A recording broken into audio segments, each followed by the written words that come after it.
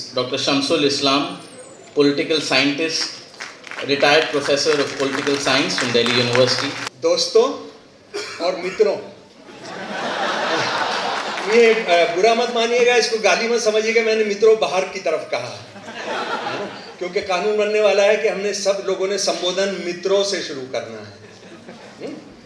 तो दोस्तों, मैं बहुत आभारी हूँ मुंबई कलेक्टिव के ऑर्गेनाइजर्स का कि उन्होंने आज मुझे मौका दिया है इस बहादुर महिला गौरी की तस्वीर और मुंबई कलेक्टिव की तस्वीर की शैडो में खड़े होकर अपनी बात कहने का। मैं बहुत बहुत धन्यवाद करता हूं कि आपने मुझे मेरी जो कुछ चिंताएं हैं वो आपके सामने साझा करूंगा।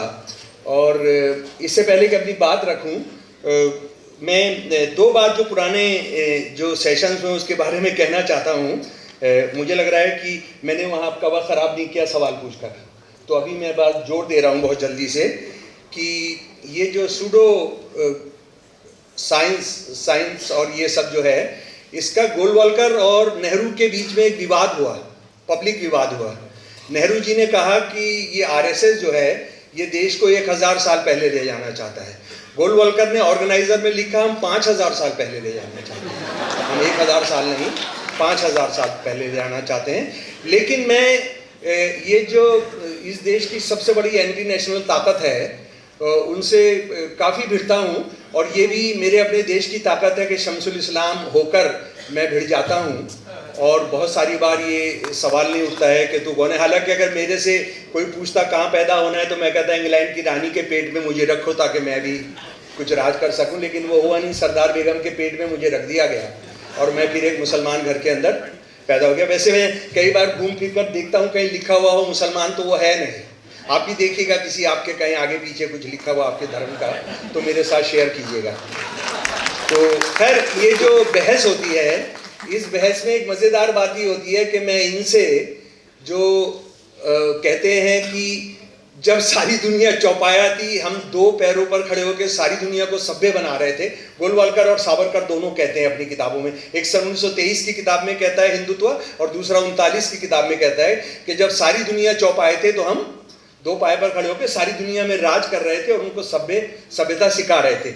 लेकिन मैं उनसे हमेशा पूछता हूँ, भाई एक बड़ी दिक्कत हो गई, सब चीज़ थी वहाँ, क्या क्या था, ऑर्गन चेंज था, फिर उसके बाद क्या था, उसके गर्दन में वो लगा दो, उसके उसमें वो लगा दो, लेकिन मोबाइल फ़ोन नहीं था। मोबाइल फ़ोन होता तो सीता जी का अपहरण नहीं होता। मोबाइल फ़ोन होता तो हनुमान जी को भी इतना कष्ट उठाकर जाना नहीं पड़ता, मोबाइल पर बात कर ले। तो मैं कहता हूँ छोटा बड़ी बात छोड़िए, ये मोबाइल कैसे मिस हो गया। तो ये भी आप पूछा कीजिए, उनके बड़े बड़े जो दावे हैं उनको छोड़कर कहिए मोबाइल को क्या हुआ था। भाई मोबाइल अगर हो जाता तो बहुत अच्छा रहता। अच्छा, दूसरा एक हमारा हो रहा था हमारी फॉरेन पॉलिसी को लेके, वो दोस्त यहाँ पर शायद है नहीं, मैं नजम सेठी जो मशहूर जर्नलिस्ट है पाकिस्तान के और लिबरल, और जिनको कई बार जान से मारने की कोशिश की गई, अभी जिंदा है वहाँ, तो वो नजम सेठी ने एक इतनी खूबसूरत बात कही। एक हिंदुस्तान के एक चैनल से उनको बुला लिया गया था, स्काइप के जरिए बातचीत हो रही थी, और जब ये हिंदुस्तानी जो चैनल होते हैं वो तो राष्ट्रवाद की कौन सा डोज किए होते हैं पता नहीं, तो वो नजम सेठी को ये समझकर कि वो भी कोई मुल्लाओं का झंडा बरदार हैं, वो जो इस्लामिस्ट हैं उनका झंडा बरदार है, उनको काफ़ी खिंचाई कर रहे थे। तो उन्होंने कहा, मैडम एक बात सुन लीजिए मेरी, हम ना 40 साल अमेरिका के कंडोम थे। और कहा सॉरी, 40 साल अमेरिका के कंडोम थे, काम हो गया, फेंक दिया, अब आप बनना चाहते हो आप बनिए। तो अमेरिका को कंडोम्स चाहिए, अमेरिका को दोस्त नहीं चाहिए। और अमेरिका की सबसे बड़ी प्रॉब्लम यह है कि उनको कफन नहीं चाहिए, कफन आपके होने चाहिए, जंग उनकी जीती होनी चाहिए। अमेरिका में कफन आना अमेरिकी सैनिक का वो सबसे बड़ा अभिशाप है, सबसे बड़ी परेशानी है, सरकारें बदल जाएंगी। तो खैर दोस्तों, मैं असली बात पर बहुत थोड़ी सी बात मैंने कहनी है। हाँ, एक बात और प्रोटेस्ट करूंगा कि आप यहाँ पर एक शब्द इस्तेमाल करते हैं संघ परिवार। आप हत्यारों बलात्कारियों के गैंग को संघ परिवार बोलते हैं। कहां परिवार देखा है आपने जो मां के पेट से बच्चे को निकालकर त्रिशूल पर लगा देते? कौन सा परिवार आपको मिला है ऐसा? मिला है कहीं? जला देते हैं लोग। जिस सांप्रदायिक कौमवादी हिंसा के अंदर लोग जलाए जाते हैं, वो कहां से आती है हम जानते हैं। वो ट्रेनिंग कहां से है आप जानते हैं। बहुत सारे दंगे होते हैं, चाकू लगता है, ये सब होता है, आप लूटते हैं, ये करते हैं, लेकिन मारने के बाद जलाना, टायर गले में डालना, रजाई में लपेट कर करना, एक सफेद पाउडर का इस्तेमाल करना जो 84 में हुआ, जो 92 में हुआ, जो बाबरी मस्जिद के गिराने में हुआ, ये वाइट पाउडर अंदर से जिस घर को आप जलाना चाहते हैं वो जल जाएगा, बाकी उधर उधर का नहीं जलेगा। तो ये ट्रेनिंग ऐसे ही नहीं हो रहा है। ये कोई अचानक कोई ऐसा राक्षसी भगवान या खुदा आ जाता हो कि जो उसको सबको तबाह करता हो, ऐसा नहीं। तो ट्रेनिंग है, और वो ट्रेनिंग कहां से आती है मैं अभी आनंद मठ पर आऊंगा तो आपसे बात करूंगा। तो मेरे प्यारे दोस्तों, जो मैं आपके सामने रखने जा रहा हूं, मैंने पिछले 40 साल में सारी दुनिया से आरएसएस के दस्तावेज जमा किए हैं। और अगर आरएसएस को अगर कोई दस्तावेज चाहिए होता है उनका पुराना, तो वो मेरे से ही संपर्क करते हैं किसी पत्रकार के जरिए कि जरा जनाब वो बताइए कि ये हमने कहीं वापस तो नहीं ले लिया था। तो मैं कुछ दस्तावेज पढ़ूंगा आपके सामने, उसमें थोड़ा सा समय लगेगा।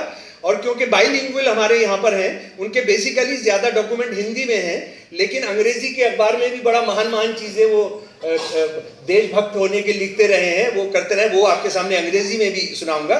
तो थोड़ा सा मोनोटोनस हो सकता है, लेकिन माफ़ करेंगे मुझे, हाँ, कि दिल्ली से पगला आया था, कोई बात नहीं, उसको इतना हमने माफ़ किया।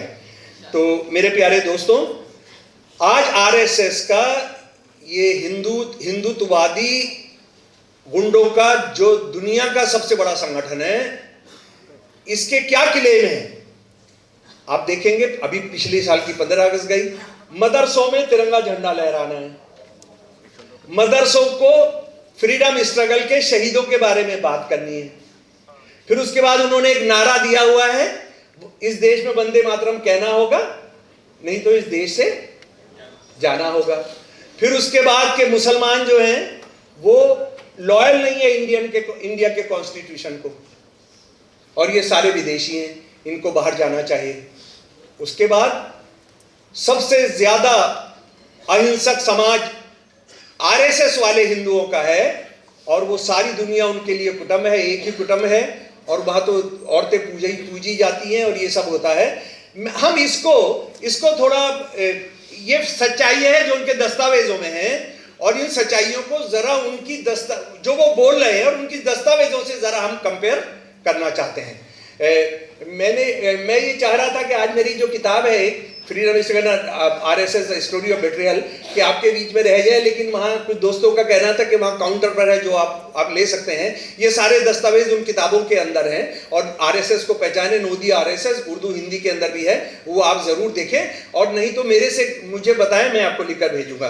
15 अगस्त 1947 को हमारा देश आजाद होता है। 14 अगस्त 1947 को आरएसएस का मुखपत्र अंग्रेजी का ऑर्गेनाइजर एक एडिटोरियल लिखता है तिरंगे झंडे को लेकर, जरा सुन लीजिए। 14 अगस्त 1947, the people who have come to power by the kick of fate may give in our hand the tricolour, but it never be respected and own by Hindus. The word three is in itself an evil, and a flag having 3 colors will certainly produce a very bad psychological effect and is injurious to health.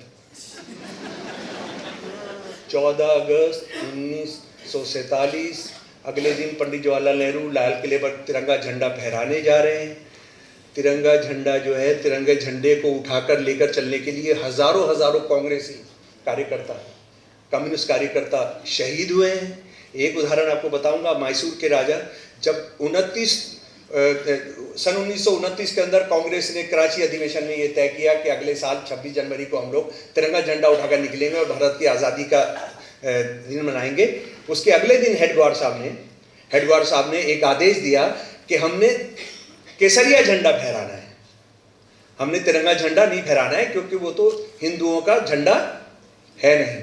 और उसके बाद क्या होता है, जो तिरंगे झंडे को लेकर एक साथ जो बड़ा कत्लेआम है मैसूर के अंदर, 20-22 या शायद उससे भी ज़्यादा कांग्रेसी कार्यकर्ता लेकर निकले थे, किसान, मजदूर, नौजवान, प्रोफेसर, और उन पर गोली चलाई गई। उन पर गोली चलाई गई, वो शहीद हुए और सारे देश में हंगामा मचा। कांग्रेस की लीडरशिप तो सारी बंद थी उस वक्त में, लेकिन सावरकर साहब पहुंच गए वहां और सावरकर ने कहा कि जो भी हमारे हिंदू राजा का, ये जो हमारा शक्ति केंद्र है मैसूर के राजा, अगर इसको कोई भी नुकसान पहुंचाने की कोशिश करेगा तो हम उसको मुंह तोड़ जवाब देंगे। ये तिरंगे झंडे का, जो आज कहते हैं तिरंगा झंडा लहराना होगा, तिरंगा यात्रा निकालते हैं मदरसों पर। सिख मदरसों पर नहीं कहते कि वो तिरंगा झंडा लहराओ, हिंदू मदरसों पर नहीं कहते हैं, ईसाई मदरसों पर नहीं कहते हैं, क्योंकि एक के मुसलमान गद्दार होते हैं और समय नहीं है मेरे प्यारे दोस्तों। 1857 के अंदर चप्पे चप्पे पर हिंदू, मुसलमान और सिखों ने चप्पे चप्पे पर जो कुर्बानियां दी है ना, बदकिस्मती से हम अपनी विरासत को नहीं जानते, जिसकी वजह से ये चोरों का गिरोह, डकैतों का गिरोह घूम रहा है राज करते हुए। मैं अयोध्या था 3 दिन पहले, और अयोध्या के अंदर एक ही दिन मौलाना अमीर अली और हनुमानगढ़ी के महंत दोनों एक साथ 1857 के अंदर पकड़े जाते हैं। दोनों की खाल उतारी जाती है उनको फांसी पर लटकाने से पहले, और उसके बाद शंभू शुक्ल और एक मुसलमान कमांडर राजा देवी सिंह की सेना के, दोनों को साथ फांसी पर लटकाया जाता है। और हिसार आ जाइए जरा मेरे साथ, हरियाणा का हिसार। ये चप्पे चप्पे की जो दास्तानें मैं आपको बता रहा हूँ 1857 की, एक मुनीर बेग हैं और एक हुकुमचंद जैन है। हुकुमचंद जैन और ये मुनीर बेग दोनों के दोनों मैथ्स के वो हैं, फारसी अरबी के विद्वान हैं और संस्कृत के विद्वान हैं। और बहादुर शाह जफर के तहत जो दिल्ली के अंदर डिफेंस कमेटी बनती है, और उस डिफेंस कमेटी के भी ये दोनों मेंबर हैं। ये दोनों 1 साल के बाद पकड़े जाते हैं, और उसके बाद अंग्रेज जो डिप्टी कलेक्टर है, डिप्टी कमिश्नर उस समय का, वो ऑर्डर करता है कि हुकुमचंद जैन को दफनाया जाए और मुनीर बेग को जलाया जाए। जब ये हो रहा होता है तो वो भाषण करता है, करो भारत की मुक्ति का लड़ाई, अभी तो अपनी अपनी मुक्ति करा लो। भाई मुसलमान अगर जल गया तो वो तो नहीं गया जहन्नम में, जहां जाना है जन्नत में जा पाएगा, कर्म कांडों के हिसाब से तो नहीं जा पाएगा। अगर किसी हिंदू को आपने दफना दिया तो उसका होगा, मुक्ति होगी? नहीं होगी। ये अंग्रेजों ने किया उससे परेशान होकर, और जिन्होंने अंग्रेजों की हमेशा दलाली की, जैसे मैं हमेशा आरएसएस वालों से सड़क पर, स्टूडियो में, सब जगह पूछता हूं कि आप हमें एक आदमी बताइए। उससे पहले हिंदू महासभा के लोगों से पूछ रहा हूं, आप अपना एक आदमी बताइए जो 5 मिनट के लिए 15 अगस्त 1947 तक आपका जेल में गया हो, आपका लीडर। हमने ये कहावत सुनी है ना, उंगली कटवा के शहीदों में नाम लिखवा लेना। आप नाखून कटवा के भी हम आपका शहीदों में नाम लिख देंगे। आपके अंग्रेजों ने नाखून भी काटा हुआ अपना बताइए, तो हमको बताइए एक नाम। ये जो बड़े बड़े नेता हैं आरएसएस के, LK आडवाणी, जो रथ यात्रा लेकर निकले और जो सारा देश हम जो भोग रहे हैं वो उसी की वजह से है, वो सन 1937 के अंदर आ जाते हैं वो सर।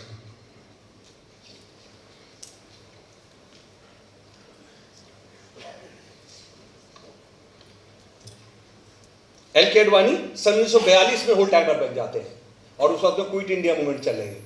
मैं आडवाणी जी को सीधा उनसे पूछता रहा उनके ब्लॉग पर भी कि सर हमको बताइए तो सही, आपने कुछ किया था। कराची में थे ये, कराची में आपने कुछ किया था, कराची में तो बहुत लोग शहीद हो रहे थे। उसके बाद DD उपाध्याय आजकल नए आइकन हैं, टोपी से निकालते रहते हैं, ये जो है ना अपना मैजिक का खेल है उसमें से निकालते रहते हैं। तो उससे पहले थे सावरकर साहब, वीर सावरकर, 5 माफीनामे लिखे, 20 साल की सजा में से 9.5 साल सजा भुगती, और उसके बाद रिहा कर दिए गए। जेल के अंदर हिंदुत्व किताब लिखने की उनको मौका दिया गया कि हिंदू राष्ट्र और मुसलमान राष्ट्र दोनों अलग अलग हैं, और हिंदुस्तान की सबसे बड़ी समस्या बुद्धिज्म है। आप में से कितने साथी जानते हैं कि आरएसएस के जो ये सारे के सारे ये स्कॉलर्स हैं या थ्योरेटिशियंस हैं, ये मुसलमान को थ्योरेटिकल फिलोसॉफिकल दुश्मन नहीं मानते, बुद्धिज्म को मानते। उनका ये कहना इस्लाम तब आया जब बुद्धिज्म ने इस देश पर कब्जा कर लिया था, जब जातिवाद कमजोर हो गया था। बुद्धिज्म के आने पर जातिवाद कमजोर हो गया था, इसलिए हिंदुइज्म का ह्रास हुआ और अंग्रेजी मुसलमान यहां पर और बाद में अंग्रेज यहां पर आ गए। बहुत तेजी से मैं दौड़ता हुआ चला जा रहा हूं। आप जानते हैं कि सन 1942 के अंदर जब क्विट इंडिया मूवमेंट चल रही थी, सारा कांग्रेस बनता, हजारों कांग्रेसी शहीद किए जा रहे थे, और तिरंगा झंडा आपके हाथ में तो गोली पड़ेगी ही पड़ेगी आपको, आप छोड़े नहीं जाएंगे। मुस्लिम लीग और हिंदू महासभा मिलकर सरकारें चला रहे थे इस देश के अंदर। क्या साथी जानते हैं आप इसको? बंगाल के अंदर, सिंध के अंदर, नॉर्थ वेस्टर्न फ्रंटियर के अंदर हिंदू महासभा और मुस्लिम लीग सरकारें चला रही थी। मैं उनकी कोटेशंस जो उनके जो टेलीग्राम्स वगैरह है, वो समय नहीं है, क्योंकि कुछ एक दो चीज मैंने पढ़कर आपको बतानी पड़ेगी। क्या आप इस बात को जानते हैं मेरे प्यारे दोस्तों कि जब सुभाष चंद्र बोस विदेशी सेनाओं की मदद लेकर देश को आजाद कराने की कोशिश कर रहे थे, तो अंग्रेजी वाइसरॉय ने एक कमेटी बनाई, डिफेंस काउंसिल। डिफेंस काउंसिल में यह था कि अंग्रेजों की लड़ाई में मदद करने के लिए आपने जो है उसमें सेना में भर्ती कराना है। Muslim League refuse to be part of that. Muslim League said कि हम आपके साथ हैं, कांग्रेस के खिलाफ हैं, मुसलमानों के हम रिप्रेजेंटेटिव हैं, हिंदुओं के रिप्रेजेंटेटिव हिंदू महासभा है, लेकिन हम इसमें शामिल नहीं होंगे। सारे हिंदुस्तान के अंदर, बड़े शहरों के अंदर हिंदू महासभा, अंग्रेजी सेना के अंदर भर्ती कैंप, एक जगह नहीं सैकड़ों जगह। उस डिफेंस कमेटी का वाइस चेयरमैन हिंदू महासभा का बड़ा लीडर है, हिंदू महासभा का लीडर, जो सावरकर साहब ने उनको नियुक्त कराया। क्या आप इस बात को यकीन करेंगे? और अगर मैं कोई चीज झूठ बोल रहा हूं, आप मुझे वो हिंदुत्ववादी सजा दीजिएगा, जलाकर मार दीजिएगा मुझे। आप जानते हैं जब अंग्रेजों ने भारत छोड़ने का तय किया, तो सावरकर साहब ने इंग्लैंड की रानी को क्या टेलीग्राम लिखा? आप जा रहे हैं, लेकिन आप देश को आजाद करके जा रहे हैं, बहुत गलत कर रहे हैं। सारे हिंदुओं का राजा तो दुनिया का नेपाल का राजा है, हमको नेपाल के राजा को देकर जाइए। It's a telegram which Savarkar sent to English सम्राट। ये आजादी की, ये हिंदुस्तान की आजादी की और अस्मिता की बात करते हैं। 26 नवंबर 1949 को भारत का संविधान, दुनिया का पहला एक संविधान जो बराबरी की बात करता था। जरा उस दौर की कल्पना कीजिए। और सेकेंड वर्ल्ड वॉर के बाद जो 35 देश आजाद हुए, 35 देश आजाद हुए, उसका एकमात्र देश आज जो उसी संविधान के साथ जिंदा है। बहुत उतार चढ़ाव आए होंगे, बहुत गड़बड़ हुआ होगा, ये सब हुआ होगा, लेकिन आज वो संविधान मौजूद है। जब ये संविधान बना, ऑर्गेनाइजर का अगला अंक आना था 30 तारीख को, 30 नवंबर को। अच्छा 2 मिनट हो गया कुछ सत्यानाश। अच्छा, औरतों के बारे में इन्होंने डिमांड किया, या 2-3 मिनट देना पड़ेगा और ऐसा मत करो यार। इन्होंने एडिटोरियल लिखा कि हमको मनुस्मृति चाहिए। क्या चाहिए? मनुस्मृति। मनुस्मृति हिंदुओं का लॉ है, मनुस्मृति, और इस देश में रहने वाले सब हिंदू हैं, हमको वो चाहिए। ये सारी मेरी किताबों में सारे दस्तावेज हैं। मैं उनकी दस्तावेजों को, या इस्लामो फैशिस्ट की दस्तावेजों पर जो काम करता हूं, तो वो सारे उनके ओरिजिनल पर बात करता हूं। डिस्कर्सिव थियरी, मैं अपना कोई कमेंट या किसी और क्रिटिक का नहीं देता हूं, आप उसको पढ़ लीजिएगा। तो खैर ये आ गया। और मनुस्मृति का मतलब क्या होगा जरा उसको समझ लीजिए। और मनुस्मृति जो कह रहा है, जो कानून बता रहा है, वो मुसलमान औरतों के लिए नहीं है, सिख औरतों के लिए नहीं है, ईसाई औरतों के लिए नहीं है। अछूतों के संबंध में मनु के क्या आदेश हैं? अनादि ब्राह्मण ने लोक कल्याण एवं समृद्धि के लिए अपने मुख, बाँह, जांघ तथा चरणों से क्रमशः ब्राह्मण, क्षत्रिय, वैश्य तथा शूद्र वर्णों को उत्पन्न किया। चैप्टर 1 श्लोक 91। भगवान ने शूद्र वर्ण के लोगों के लिए एक ही कर्तव्य कर्म निर्धारित किया है, तीनों अन्य वर्गों के निर्विकार भाव से सेवा करना। और उस बीच में आ जा रहा हूं, 280 श्लोक। उच्च वर्ग के लोगों के साथ बैठने की इच्छा रखने वाले शूद्र की कमर को दाब करके उसे वहां से निकाल भगाना चाहिए, अथवा उसके नितंब को इस तरह से कटवा देना चाहिए जिससे वो न मरे न जिए। ये रोज गांवों के अंदर हो रहा है, ये रोज हो रहा है। ये सारे, ऐसा नहीं है कि कोई इतिहास की बात है, जैसे बाबा साहब ने कहा ये 1000 साल के इतिहास की बात है, ये आज हो रहा है। और लेकिन और मजे की बात सुनिए, ब्राह्मण कोई दुनिया का सबसे बड़ा जुर्म करे तो मनु क्या कह रहे हैं? राजा को कभी भी एक ब्राह्मण को मृत्यु दंड नहीं देना चाहिए, चाहे वह सभी संभव अपराधी क्यों ना कर दे। उसे राज्य से निष्कासित कर देना चाहिए, लेकिन उसकी सारी संपत्ति छोड़ देनी चाहिए और उसके शरीर को कोई चोट नहीं पहुंचानी चाहिए। आज के ब्राह्मण कौन है? अंबानी, अडानी, थोड़ा जातिवाद टूटा भी है ना, तो ये आज के ब्राह्मण है। ट्रंप ब्राह्मण है, उनके साथ कुछ भी नहीं कह सकता। लेकिन सबसे खतरनाक आ जाइए महिलाओं के बारे में। पुरुषों को अपनी स्त्रियों को सदैव रात दिन अपने वश में रखना चाहिए। चैप्टर 9 पढ़ लीजिए प्लीज, किसी भी भाषा में डाउनलोड कर लीजिए आप। मनु चैप्टर 9, प्यार उंडेला है उन्होंने औरतों पर, और ये हिंदू औरतों पर उंडेला है, मुसलमान ईसाइयों पर नहीं। स्त्री की बाल्यावस्था में पिता, युवावस्था में पति तथा वृद्धावस्था में पुत्र रक्षा करते हैं, अर्थात वह उनके अधीन रहती है और उसे अधीन ही बने रहना चाहिए। एक स्त्री कभी भी स्वतंत्रता के योग्य नहीं है। बीच में पढ़ रहा हूं और इसको आखिरी पढ़ूंगा क्योंकि उसके बाद रात को खाना भी खाना है। ये स्त्रियां ना तो पुरुष के रूप का और ना ही उसके आयु का विचार करती हैं। उन्हें तो केवल पुरुष के पुरुष होने से प्रयोजन है। यही कारण है कि पुरुष को पाते ही उसे भोग के लिए प्रस्तुत हो जाती हैं, चाहे वह कुरूप हो या सुंदर। ये बात हो गई पुरानी। आरएसएस की किताबों की दुकान पर एक किताब मिलती है, how to lead a house of life, और ये हिंदुस्तान की सारी भाषाओं में, उर्दू को छोड़कर। गृहस्थ में कैसे रहें, गृहस्थ में कैसे रहें, इसकी 1-1 लाख कॉपी छपती है। और इसकी सबसे शर्मनाक बात यह है, हमने पागल हो जाना चाहिए कि भारत सरकार ने 88 रेलवे स्टेशनों को केवल एक प्रकाशन हाउस को 88 स्टेशनों पर फ्री के स्टॉल दिए हैं। किसी दूसरे धर्म की किताबों का नहीं, सिख धर्म का नहीं, ईसाई धर्म का नहीं, इस्लाम धर्म का नहीं, गीता प्रेस को। ये आजकल क्वेश्चन आंसर का जमाना है ना, मेड इजी, तो ये हिंदू धर्म मेड इजी है, स्वामी राम सुखदास। बड़ा घड़ी आपने तेज चला दी है। प्रश्न, पति मारपीट करे, दुख दे तो पत्नी को क्या करना चाहिए? उत्तर, पत्नी को तो यही समझना चाहिए कि मेरे पूर्व जन्म का कोई बदला है, ऋण है जो इस रूप में चुकाया जा रहा है, अतः मेरे पाप ही कट रहे हैं और मैं शुद्ध हो रही हूँ। पीहर वालों को सुन लीजिए, पीहर वालों को पता लगने पर वो उसको अपने घर ले जा सकते हैं, क्योंकि उन्होंने मारपीट के लिए अपनी कन्या थोड़ी दी थी।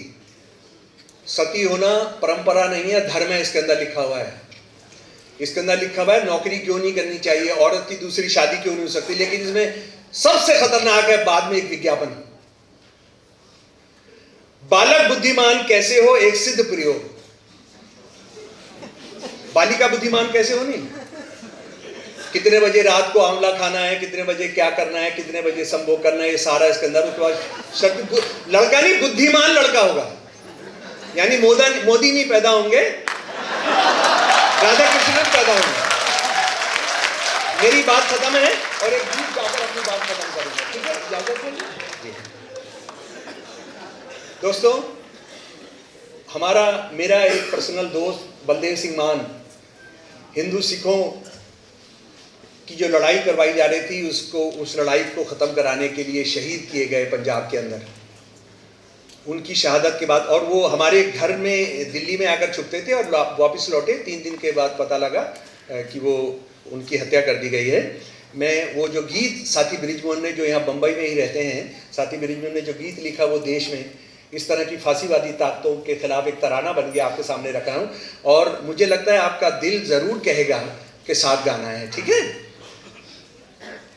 चले चलो दिलों में घाव लेके भी चले चलो, चले चलो दिलों में घाव लेके भी चले चलो, चलो लहू लोहान पाँव लेके भी चले चलो, चलो लहू लोहान पाँव लेके भी चले चलो, चलो कि आज साथ साथ, चलो कि आज साथ साथ चलने की जरूरतें, चलो कि खत्म हो न जाए जिंदगी की हसरतें, चलो कि खत्म हो न जाए जिंदगी की हसरतें।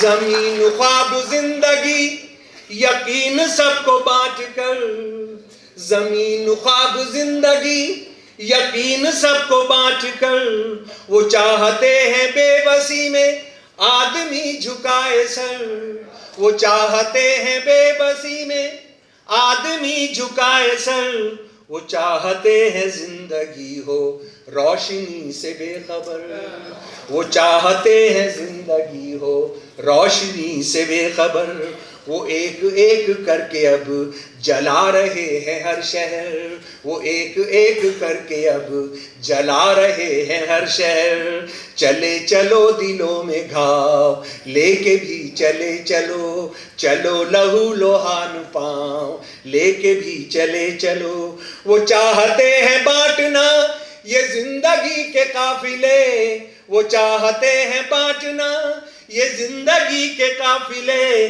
वो चाहते हैं बांटना ये जिंदगी के वलवले, वो चाहते हैं बांटना ये जिंदगी के वलवले, वो चाहते हैं खत्म हो उम्मीद के ये सिलसिले, वो चाहते हैं खत्म हो उम्मीद के ये सिलसिले, सवाल ही है अब जवाब लेके भी चले चलो, सवाल ही है अब जवाब लेके भी चले चलो, वो चाहते हैं जातियों की बोलियों की फूट हो, वो चाहते हैं जातियों की बोलियों की फूट हो, वो चाहते हैं धर्म को तबाहियों की छूट हो, वो चाहते हैं धर्म को तबाहियों की छूट हो, वो चाहते हैं जिंदगी में हो फरेब झूठ हो, वो चाहते हैं जिंदगी में हो फरेब झूठ हो,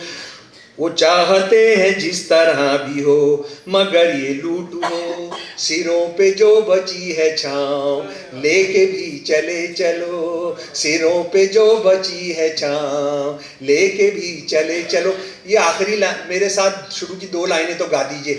चले चलो दिलों में घाव लेके भी चले चलो, चले चलो दिलों में घाव लेके भी चले चलो, चलो लहू लोहान पाँव लेके भी चले चलो।